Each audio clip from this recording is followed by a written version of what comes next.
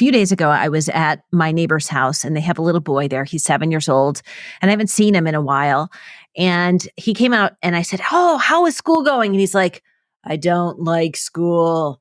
And I said, "Oh, come on, buddy. Why don't you like school?" And he said, "It's just not fun."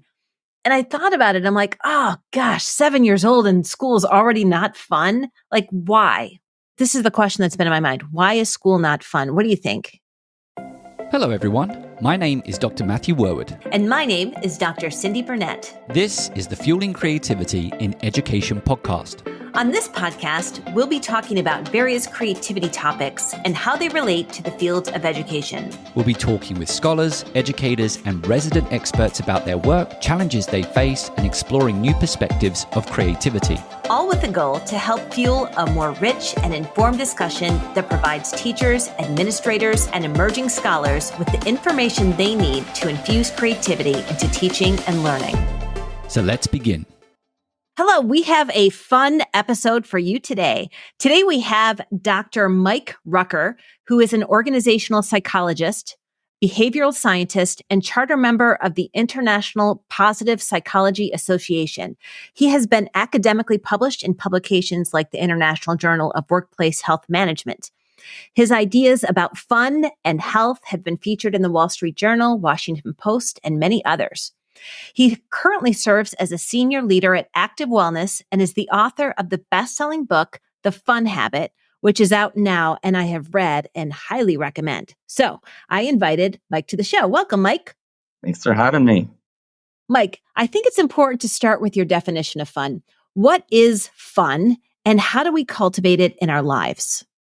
So the way I define fun is I start with kind of an academic definition. There's this concept in psychology called valence. It's just a fancy word for pleasure, right? And so fun is anything on the positive side of valence. So meaning that we're getting enjoyment from it and we're drawn to that activity. And anything unfun is on the negative side of valence. So we're kind of repelled by it. It's hard, it's depleting, and things that, don't bring us joy. And so simply put, fun is finding pleasure in the activities that you're doing. Well, that sounds fun. So how do we bring fun into our lives?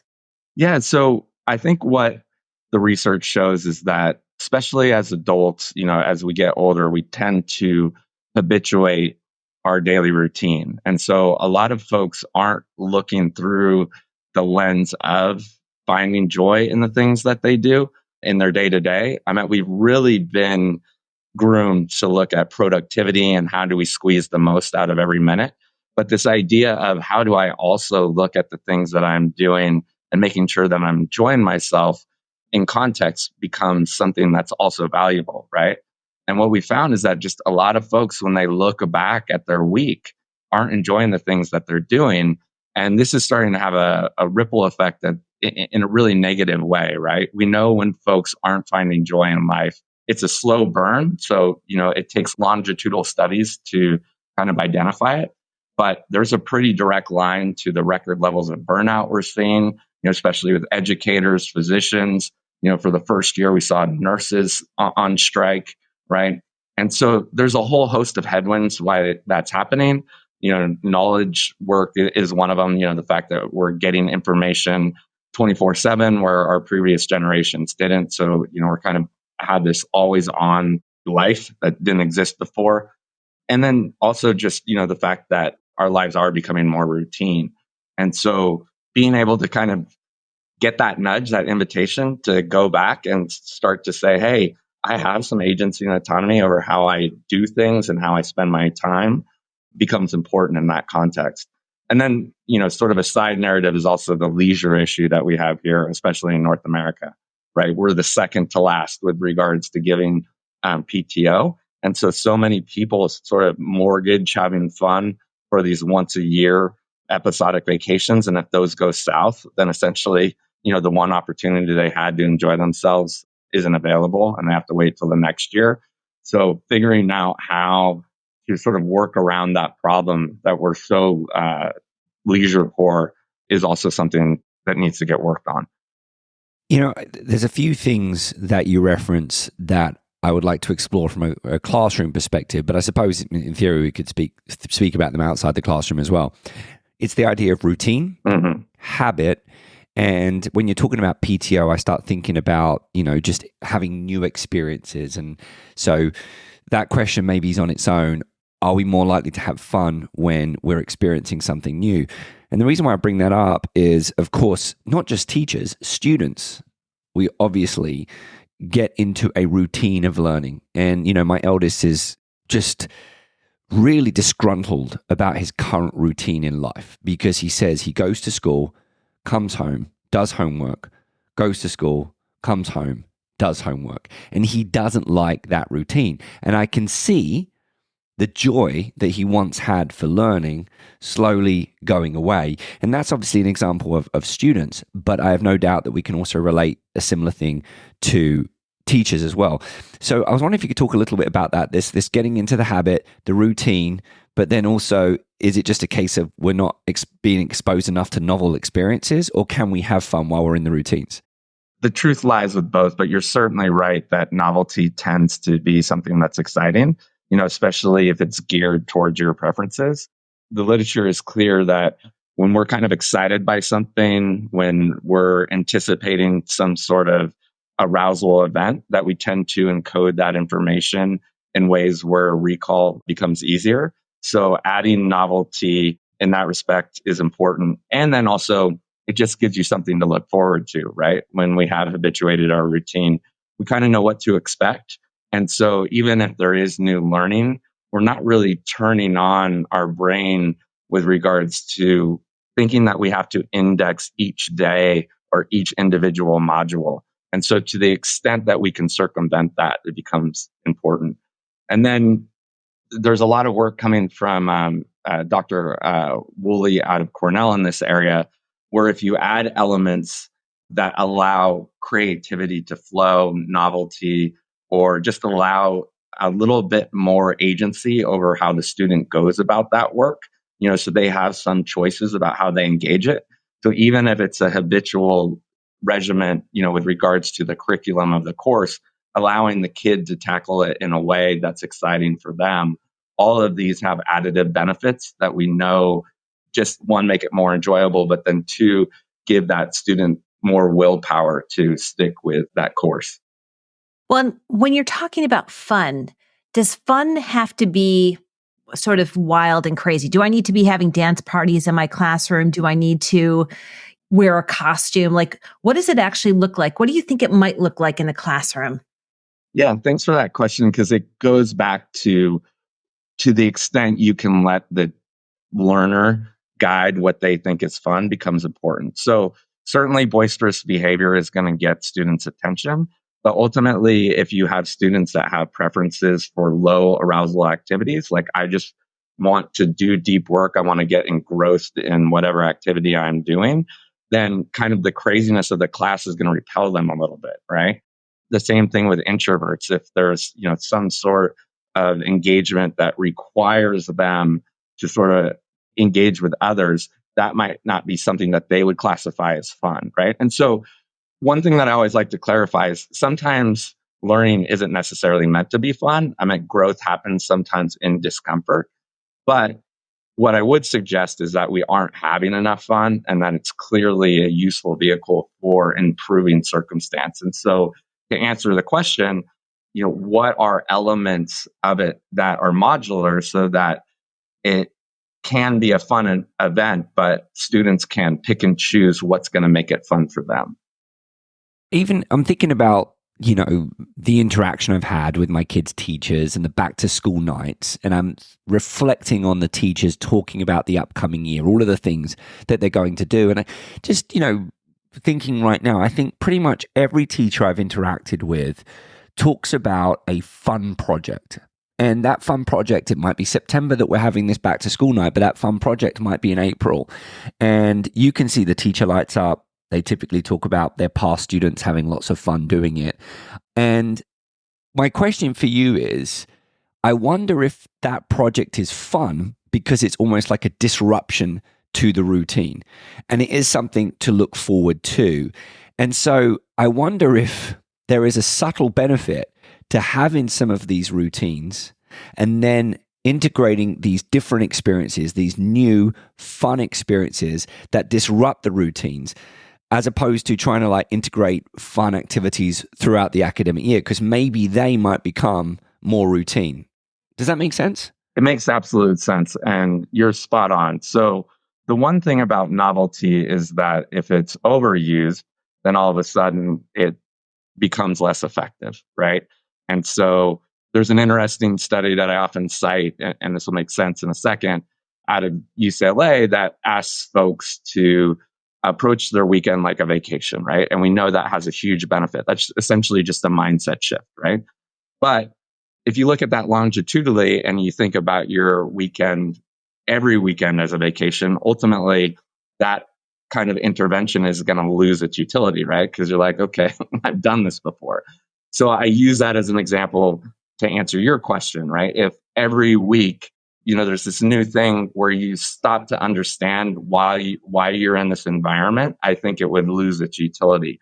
Because one, there wouldn't be structure, right? And we know students and children in general need structure, need scaffolding to some degree so that goals can be achieved. But to your point, adding this novelty then lights them up because it is these episodic rewards of like, okay, I can break the routine. This is sort of exciting. And I can play with ideas that are now seeded through mastery because we did the work, and then think about them in a nonlinear way in a very safe space, which is oftentimes when good teachers put these things together happens. Like, for instance, my son just did a living museum where they picked their favorite person. They had to do a report on it, right? So, it was a writing assignment and they learned how to research. But then it was this performative art where all of the parents came into the auditorium and got to see these kids come alive into these people that they really endeared. And so what an amazing, fun thing that really gave the students, right, a lot of autonomy on how they wanted to go about it. Some got in costumes, some didn't. Some read the speech, the introverts. So it wasn't like they were put on the spot, but they still, were able to participate. So you saw this wide breadth of ways of having fun that was really inviting for the student and a great way to sort of, learn about history. That's a wonderful story. That is a great story. I love that. I haven't heard anything like that before either. I did that in my drama school. I think that's why I'm finding it fun. And to your point, actually, it was very different because instead of doing a play, we had to go and study an animal for 3 weeks. So typically we would do a play every 3 weeks. But this one particular production period, we had to go to the zoo and study an animal. And then the production was us publicly, in essence, acting out a zoo, and people would come and see us in our cages. So, it's that there's something really, really fun about that activity. And I've never heard it or even thought about it in the context of an elementary school. I'm assuming it was an elementary school, but that's fantastic. That's fantastic. And it's also a great example, right? If you approach it with some creativity, you generally can add a lot of elements of novelty to something that might at first blush seem routine. So again, curriculum is important. We all know that. Structure is important. We know that, you kind of need to know where you're going, but figuring out intermittently, how to make it more exciting, again, has a whole host of benefits. So there's where my question lies. So a few days ago, I was at my neighbor's house and they have a little boy there. He's 7 years old and I haven't seen him in a while.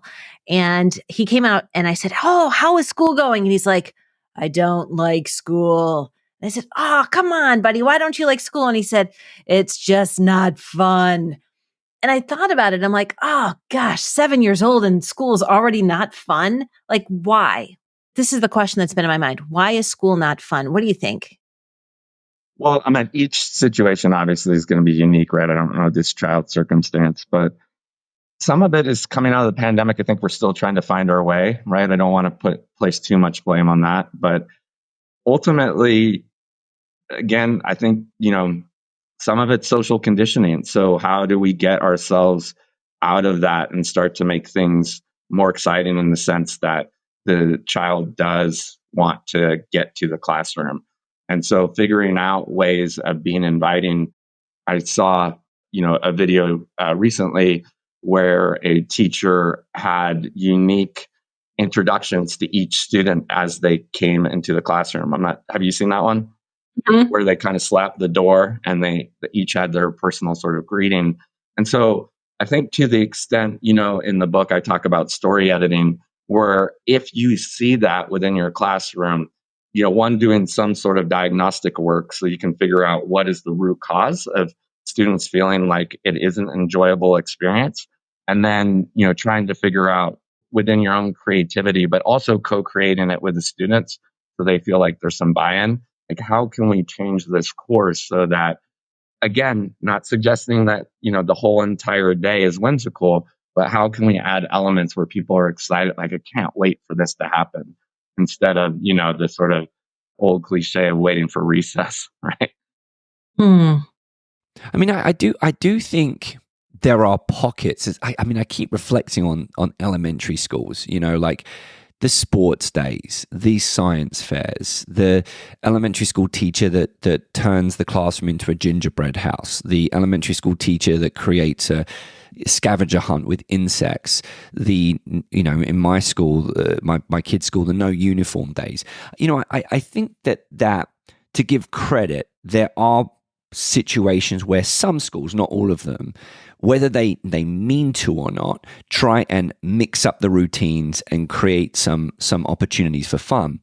But as we progress up grades, I think that maybe I'm seeing less of those opportunities because, to your point, you referenced it in your first answer, we start getting into those routines and habits. We've got the sports, we've got the theater productions, everyone is in so much structured activity. And those structured activities, partly to do with us being able to survive and fit them into the day, are typically well organized and highly routine based.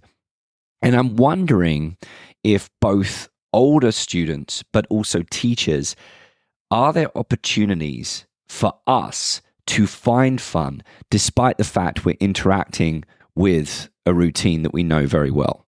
Yeah, so there's different tools that can be used depending on the circumstance, but I certainly think you can always add some sort of element. We've kind of already gotten into that. I call that activity bundling. So, what is something that you potentially could add? There's generally three variables, right? Is it the environment, right?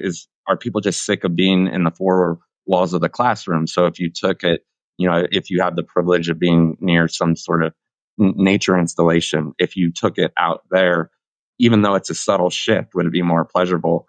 Is the activity essentially what's gotten stale? So is there a way, again, going back to the museum example, that you could switch up, the way that you're teaching so that the activity becomes more enjoyable, but you're still accomplishing the same goal? And then sometimes, quite frankly, it's the people, right? I think in this context, that's harder to change, but is it the mix of people? Do you have the right groups? Is it time to kind of rethink how you organize some of the ways that, people are learning together? So playing with those three things tends to be a way to at least, increase the pleasure that you're having. So sometimes I wonder if we want to build more fun into the classroom, we have to look at what the teacher is doing. And sometimes in the teachers that I talk with, they're just so burned out. And so one of the things you reference is that fun is the elixir to burnout. And so it's almost like, I wonder if by bringing fun into your everyday life, then that will help you bring fun into your classroom. Would you agree with that? Yes. So there's a concept called the hedonic flexibility principle that certainly suggests that if you do find yourself burnt out, finding ways to improve your circumstance can be additive, right? And there's a whole host of science behind that. So it's not just one assertion, right? A lot of folks will be familiar with social contagion. So, if you start to feel better, then the folks around you will feel better. If you understand how fun can be invigorating. So, if you're enjoying yourself after, the classroom, you have a clear transition from your life as a teacher into your leisure life and you start to enjoy yourself. What we find is that will often carry over to the next day. And there's a whole host of research to suggest that. What I will say is, don't think you have to do it all at once. Where I find people get blocked is, oh, okay, I need to figure out how to be a fun person, right? And it really does require, like anything, kind of tiptoeing in it. So, figuring out small steps so you don't feel overwhelmed, or it becomes this episodic sort of, thought, and it doesn't work, because the first week blew up on you, and then, you kind of give up on it. Again, start slow, figure out what it is, add elements after work if you can, and then add elements into the classroom where even if you're not enjoying yourself, seeing if, by inviting joy to the students changes the outcome that you had, right? Like, so that, you're accomplishing your goals, maybe even if you're not having fun. And one thing that we do know, my academic background, I look more at physicians than educators, but across most vocations that are of service, when you are that depleted, you really start to lack empathy. And for most people that are serving others, once that empathy goes out the door, then outcomes across the board, right? Whether that be patient outcomes or student outcomes, generally suffers. So most folks have gotten in these types of professions because they did want to make an impact.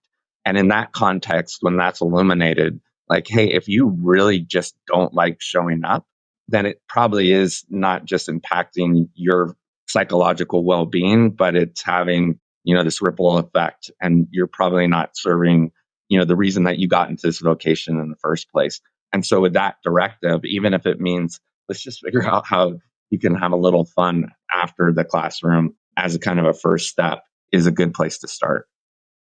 I do feel like there is this awakening where people get it. At least in my state of North Carolina, they've increased the amount of teacher work days. They really are trying to figure out how to be more equitable about how time is spent, and creating opportunities so that folks can get together and sort out solutions as a team rather than feeling like the burden is all on their shoulders. I've been pleasantly surprised, at least in Guilford County where I live, that this is being thought about, but I don't know nationally if that's true. My takeaway, and I know we haven't finished, but my takeaway is at the beginning of each academic year or at the beginning of each semester, I'm going to ask myself, where is the opportunity for me to have fun this year? Me, Matthew Worwood, because there's facilitating fun with the students. And my gut feeling is there's a lot of educators that do that well. But I think we also need to say, where is my opportunity to have fun as well? And we probably need to prioritize that just as much. Yeah, that's a big one. And even though this is such a low level tactic, I found that this invitation has really been hitting home. So I'm going to share it. And that is, take your lunch break. So many of us don't do that. And you can Google how deep this research goes, but even if fun for you, because, for whatever reason, you can't find fun in the classroom, taking a clean break and having a transition because the lunch hour is yours instead of working through it so that you come back the second half and are renewed. That's a great piece of space to experiment on what is fun for me. Do I reconnect with another teacher that I really like and we do something that's absolutely not related to the classroom? Am I an introvert? So I get engrossed in a good book, so that I just, even though it's a positive form of escapism, I'm kind of just removing myself from that cognitive load of the classroom. So again, it's a very pedestrian recommendation, but so many of us aren't doing it. And if we extend the workday through that and don't take breaks, it's really when we start to see these fissures, psychologically. So from the very beginning, since we started talking, and you were talking about, I think before we started recording, the idea of routines, and we as parents, we go from place A to place B, and I bet a whole bunch of teachers are also suffering from that, and I'm sure that's contributing to burnout as well. It's not just the classroom environment; it's our lifestyle, and I think those transitions are really important, and I think we've got to really be conscious. It's great we all, want to be super successful in our careers, and it's great that we're working hard, and hopefully we're going to be noticed, and hopefully we're going to be successful. But to your point, there's times where I have the summer and I've got the choice between two books. And I look at one book and I say, well, this is something I should read for my profession. This is something that I want to know to assist me in my career. But then, the other part of me is like, well, maybe I should just read the Percy Jackson books and see what my kid's enjoying about it. And it seems small, but that's a choice right there to disengage, to go and do something new. And I think we all need to keep reflecting on that, making sure we build in those transitions, whether it's lunch break, wherever it is, camping, we've got to find those moments to kind of break this routine. Otherwise, I think that we're all vulnerable to burnout. Oh, Matt, I really want to build on that, but hold on one moment. Do you want to bring more creative and critical thinking into your school? Look no further than our podcast sponsor, Curiosity to Create. Curiosity to Create is a nonprofit organization dedicated to engaging professional development for school districts and empowering educators through online courses and personal coaching. And if you're craving a community of creative educators who love new ideas, don't miss out on their Creative Thinking Network. Get access to monthly webinars, creative lesson plans, and a supportive community, all focused on fostering creativity in the classroom. To learn more, check out curiositytocreate.org or check out the links in the show notes for this episode. So, Mike, to build on what Matt just said, I loved the piece in your book around taking things out and evaluating your life, looking at your day and what agonizes you, and how to take those things that agonize you and remove them and replace them with fun. And the thing that has been an absolute game changer is the nothing that you talk about and how we spend our time on the nothing. So can you elaborate on both pieces for us? Yeah. So whenever we build our systems, right, we've been talking about habitual behavior. It's so easy to always add things to a busy life. Anything that we do, right, we tend to add, and we never take away.